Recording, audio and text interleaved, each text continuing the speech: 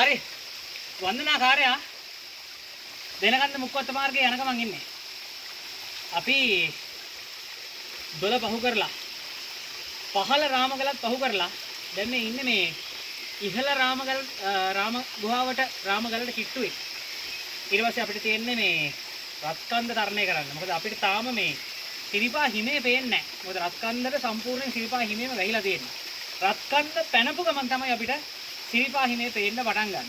එතකොට රත්කන්ද පැනලා අපි ඊළඟට තමයි අපේ අද දවසේ ගමනාන්තය වෙන පැරඩයිස් ඇල්ල එහෙම නැත්නම් මහවැලි ඇල්ල කියලා හඳුන්වන ස්ථානයට ගමන් කරන්නේ. කොහොමත් මේ යන වේලාවට අනුව අපි දල වශයෙන් කාල රාමුවක් හදාගෙන ඉන්නවා. පුරුද්දක් වශයෙන් අපි වේලාව කතා කරන්නේ නැහැ. සිරිපා හිමේ කරුණා කරද්දී. ඉතින් මේ ඉහළ රාමගලට කිට්ටුව යද්දී මට නිකන් අර අපේ කැමරා කරන මගේ පළවෙනි ගෝලයා දෙවෙනි ගෝලයා. එතකොට අපි දෙන්නා ගියා මේ දෝතුළුගල. නකල්සල ඔය ගිනිකොන නැගෙනහිර ගිනිකොන පැත්තට තියෙන බෑවුන් ටිකේ.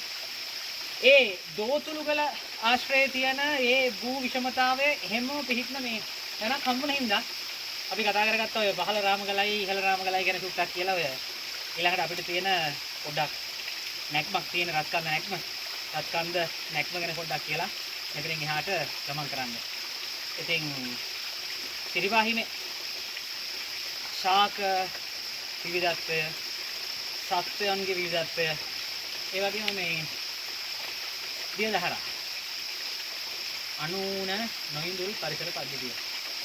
අපි හිතමු තව සෑහෙන කාලයකට මේක මේ විදිහටම සුරක්ෂිත වෙයි කියලා. එහෙනම් අපි යන් වන්දනාකාරයත් එක්ක දෙනකන් මුක්කොත්ත මාර්ගයෙන් දුෂ්කරම මාර්ගය කියලා හඳුන්වන මාර්ගයෙන් සිරිපා කරුණා කරන්නේ.